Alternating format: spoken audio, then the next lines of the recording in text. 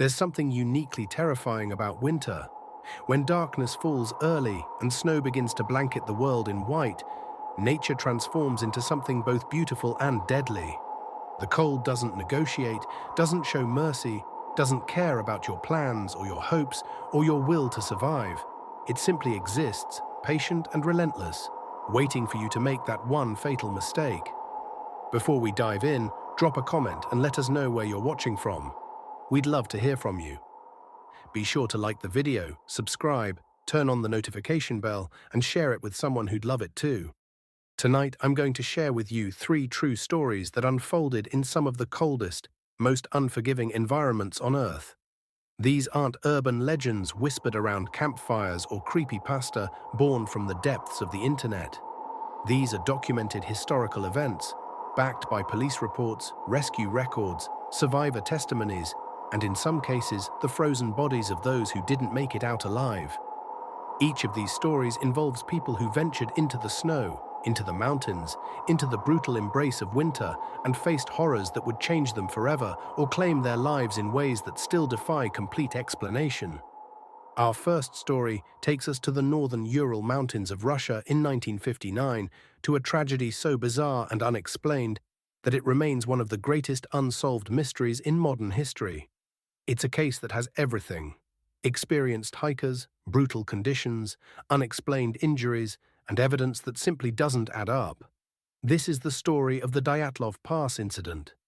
In January of 1959, a group of young hikers stood at the edge of one of the most challenging expeditions of their lives. These weren't amateurs or weekend warriors.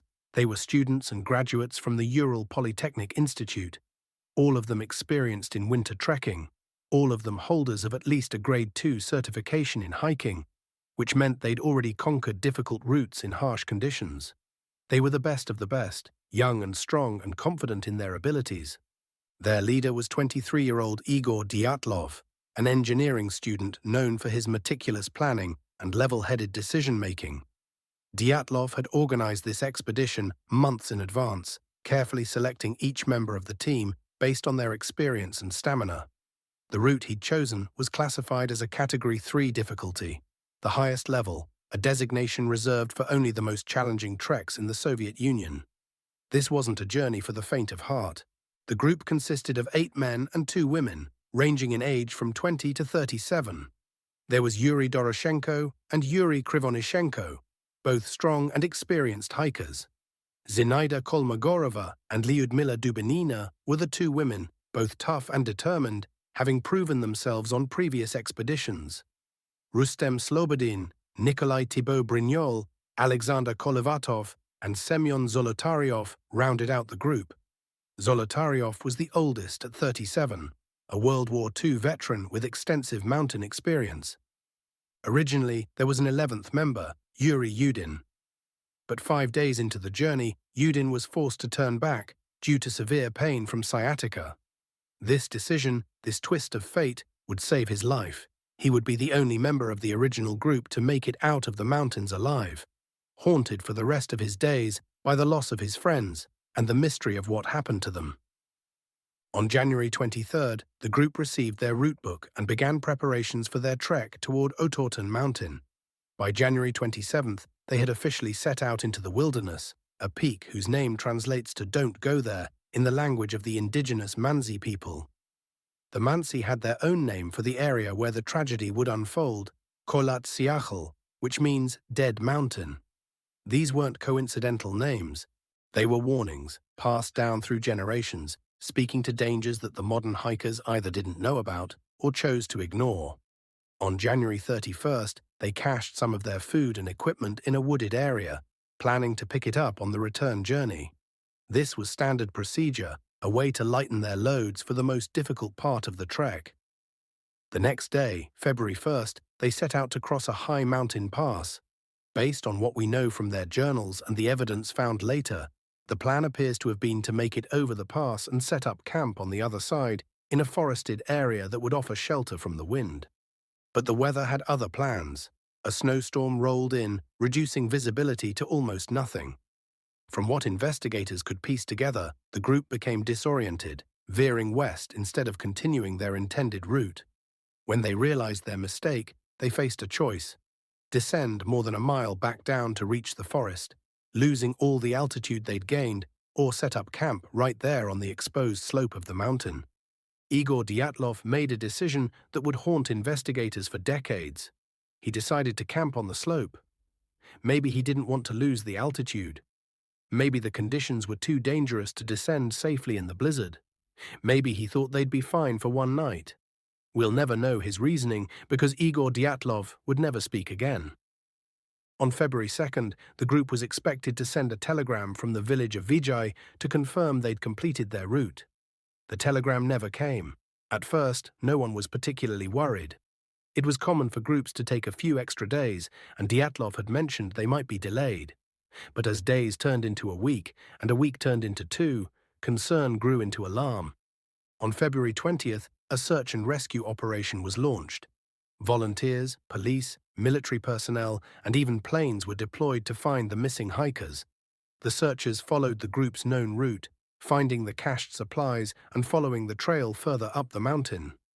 What they discovered on February 26th would shock them to their core. The tent stood on the slope of Kholat Shakal, partially covered in snow but still standing. As the rescuers approached, they immediately knew something was terribly wrong. The tent hadn't been properly closed. It hadn't been abandoned in an orderly fashion during an emergency evacuation. It had been slashed open from the inside. Long cuts ran through the fabric, as if the people inside had used knives to tear their way out in a desperate panic. Inside the tent, the scene was even more bizarre. The hikers' belongings were still there: boots, coats, extra clothing, food, equipment. Everything you'd need to survive in temperatures that had dropped to -40 degrees Fahrenheit. The scene suggested that whatever had happened, it had happened suddenly and with such urgency that 9 experienced hikers had fled into a deadly blizzard, wearing nothing but their underwear and light clothing. No coats, no boots, some not even wearing socks. The searchers followed footprints leading away from the tent, down the slope toward a line of trees about a mile away. The prints were unusual. Some showed bare feet or feet wearing only socks. The tracks suggested the group had been walking, not running, and there were no signs of other footprints. No indication that they'd been chased by people or animals. They'd simply walked away from the only shelter they had, into conditions that would kill them within hours. At the tree line, the searchers made their first grim discovery. Under a large cedar tree, they found the bodies of Yuri Doroshenko and Yuri Krivonishenko. Both were dressed in their underwear, nearly barefoot despite the deadly cold. Their hands showed signs of burns, and nearby was the remains of a small fire. High up in the cedar tree, branches were broken, which suggests someone had climbed up, possibly trying to see the tent or look for something in the darkness. The bodies showed signs of hypothermia, which made sense. But what didn't make sense was why they'd left the tent in the first place, or why they hadn't tried to return to it. The tent was visible from the cedar tree. It contained everything they needed to survive. Yet they'd stayed at the tree, trying to build a fire with frozen hands, until the cold claimed them. Over the following days, searchers found 3 more bodies scattered along the slope between the cedar tree and the tent. Igor Dyatlov was found first, his body positioned as if he'd been trying to crawl back toward the tent. His hands were clenched, his face contorted.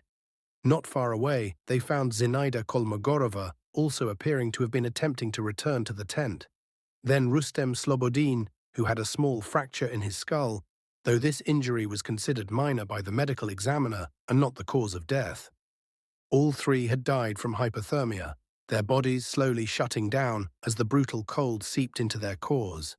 The fact that some appeared to be heading back toward the tent could suggest they eventually realized they needed to return to shelter. But by then, it may have been too late. Hypothermia would have made it difficult to move or think clearly. But the mystery deepened. What had scared them so badly in the first place that they'd rather flee into the deadly cold than stay in their tent? The remaining 4 hikers were still missing. It would be 2 more months before they were found, and when they were, the case would transform from a tragic story of hikers lost in a blizzard into one of the most baffling mysteries in modern history. On May 4th, after the snow had begun to melt, searchers discovered the last 4 bodies in a ravine about 250 feet from the cedar tree. They were better dressed than the others, wearing clothes that appeared to have been taken from their dead companions, which suggests the survivors had tried to redistribute clothing to help those still alive stay warm. But the condition of these bodies was what sent shockwaves through the investigation team. Nicolas Thibault Brignol had a massive skull fracture. His skull was shattered so severely that the force required was compared to being hit by a car. Semyon Zolotaryov had 5 broken ribs on his right side and was missing his eyes. Lyudmila Dubinina had broken ribs, massive chest trauma, and was missing her tongue, eyes, and part of her lips. Alexander Kolevatov had a deformed neck and was missing his eyebrows. The medical examiner who performed the autopsies was deeply disturbed by what he found. The injuries to Dubinina and Zolotaryov were described as being caused by an extreme force, similar to what you'd see in a high-speed car crash. Yet there were no external wounds, no bruises or cuts on the surface of the skin. The damage was all internal, as if they'd been subjected to some massive pressure or impact. The missing soft tissues from Dubinina's face could potentially be explained by natural decomposition or scavenging animals working on the bodies during the months they lay in the ravine. However, the medical examiner noted some unusual characteristics about the tissue removal, and there was evidence of blood in her stomach, which could indicate she was still alive when at least some of this damage occurred, though this interpretation remains contested among researchers. The Soviet investigation concluded in May of 1959 with a cryptic statement that the hikers had died due to a compelling natural force that they were unable to overcome. The case was then classified and locked away for decades. The lead investigator, Lev Ivanov, would later admit in the 1990s that he and his team had no rational explanation for what had happened. He'd been ordered by regional officials to suppress certain findings, including reports that multiple witnesses had seen glowing orange spheres in the sky on the night the hikers died. In the decades since, hundreds of theories have been proposed. Some are rational, an avalanche, though there was no evidence of one and the slope wasn't steep enough. A sudden katabatic wind, though that wouldn't explain the internal injuries. Hypothermia-induced paradoxical undressing, though that typically happens to individuals, not entire groups simultaneously. Infrasound causing panic, though it's never been replicated in conditions that would lead to this specific sequence of events. Other theories venture into the speculative and strange. Secret military testing with chemical or biological weapons. Though no contamination was found, except for minimal radioactivity on a few clothing items, which could be explained by the fact that some hikers worked at a nuclear facility. Unknown atmospheric phenomena. Even more outlandish suggestions involving everything from encounters with indigenous tribes to paranormal events. In 2019, Russian authorities reopened the investigation, ultimately concluding in 2020 that a rare type of slab avalanche had most likely caused the tragedy. According to this theory, the hikers had been awakened by a delayed avalanche that struck their tent, causing some of the injuries and forcing them to cut their way out and flee. But this explanation has been heavily criticized by avalanche experts and researchers who point out numerous inconsistencies with the evidence. A scientific study published in 2021 attempted to use computer modeling to show how such an avalanche could occur, but the findings remain controversial.